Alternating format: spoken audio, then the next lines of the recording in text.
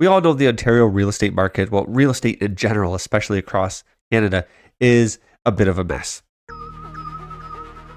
And it almost always boils down to supply and demand. There just never seems to be enough supply. So the Ontario Real Estate Association, they have released this report, 132-page analysis on what they think the key things will be to focus on. And they actually break down on things that have been implemented, are sort of in the works, and things they haven't even been able to do yet. So it's a really interesting report.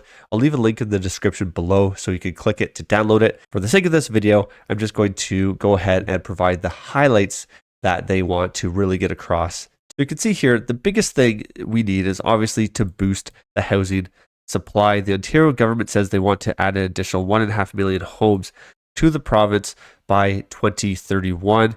And pretty much everyone is saying that's not going to happen, especially at this rate. So things need to change. And with the government wanting to bring in over 500,000 new immigrants to the country, we know most of those will come to Ontario, especially around the GTA and the Golden Horseshoe area. So yes, not only do we need more homes, we need to actually make them affordable. So like I said, let's go ahead and take a look at the highlights here. You'll see the progress on the housing affordability task. So out of 13 out of the 55 recommendations, there's been no progress. 15 have some, 9 they've seen major progress, and 18 they've actually implemented. And so here's 3 key solutions that they want to share on how they can sort of speed up the process and get more homes built in a shorter amount of time. So first one is to allow water and wastewater services to be provided through a municipal service corporation. So what they're saying essentially is, instead of using the development charges to pay for the water and the wastewater services, is to have the municipality take that on, so it's less wasteful of money, eliminating the unnecessary costs of housing developments, and of course funding these projects, these investments in a transparent public way. Definitely need in everything more transparency, especially when it comes to money and taxes and where that's all going.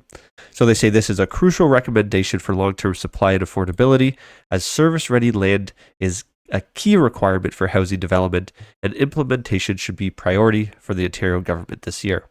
Number 2 is to modernize zoning to support commercial to residential conversions and greater density along transit corridors. So in a nutshell, take these commercially zoned areas, especially along, as they say, the transit corridors and the main streets, and convert those into residential. Even if you drive around a little bit, you'll notice there's quite a few commercial buildings or even just empty parking lots, it seems, where just nothing is happening, or they don't want to rezone those, and it could be used for housing. And the third key solution, again, is involving zoning. So they want to eliminate exclusionary zoning. So what that means, lots of parts of Ontario, the zoning rules restrict the development of middle housing, such as low-rise apartments, duplexes, and townhomes.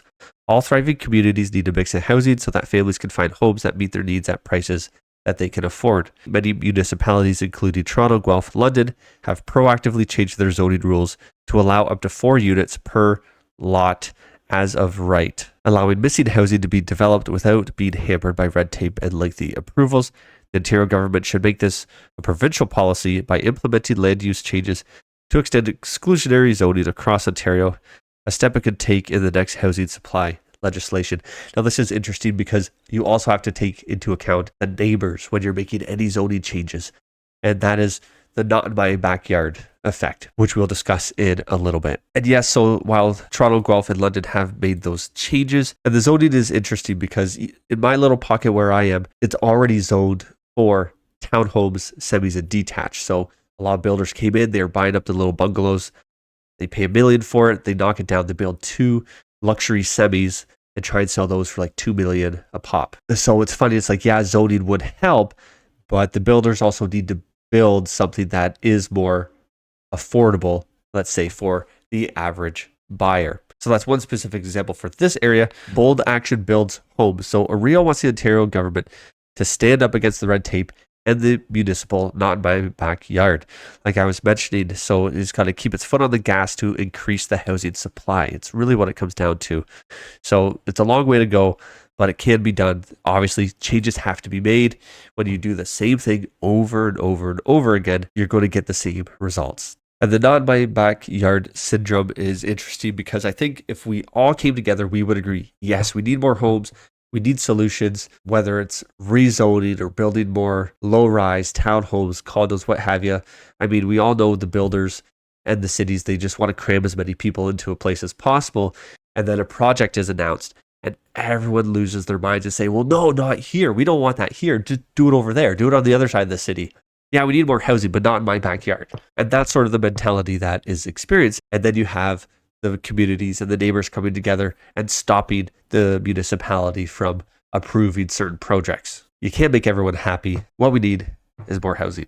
And OREA has also come out with their 10 action items to increase supply. So the number one, reform the Ontario Land Tribunal by preventing abuse, eliminating backlog, and allowing fines for unreasonable delays. That would be nice to see.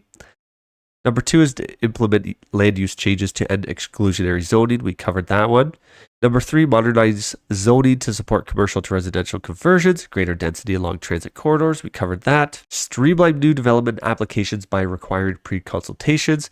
So this one's interesting. Again, if you read the full report, they essentially say, hey, you have a new development. Okay, everyone get together, sit down, and let's figure this out. So there's no backlog, there's no red tape. We can skip all of that, and essentially we have the plan and we can implement it right away without sort of figuring out as long as we go, and then delay after delay after delay. We covered that one as well. Abolish the land transfer tax. Yes, I agree with that 100%. And the cities have become reliant on that, of course, because it's a big chunk of change, especially in the GTA where there's so much volume of sales happening. And Toronto has even doubled the land transfer tax as anywhere else in the province. It's just one of those things where it's like we're taxed on tax some more, and then you get hit with another tax, and it's like, how much tax can there be? So that's, yeah, I agree with that. That should be action number one, in my opinion. Reform how municipalities collect and spend development charges. Increase the number of skilled tradespeople in Ontario. Of course, we always need new skilled tradespeople. Number 9 is to fund pilot programs creating innovative pathways to home ownership. And number 10 is to implement provincial loan guarantees and support for innovative ownership projects. This one would love to get more information on that because, in my opinion, the less money you owe the government, the better. So if they're loaning you money, what does that actually look like? I know they have that home equity program. I don't know anyone who's actually taken advantage of it because now you're sharing your home equity with the government. So like I said, I'll leave a link in the description below. If you want to read through the full report, it's 132 pages. Really interesting takeaways to see what sort of OREA is trying to do. And I'd love to hear your thoughts as well on how you would boost housing supply across Ontario and even Canada. You can do that by leaving a comment below. Don't forget to like, share, and subscribe. We'll see you in the next video.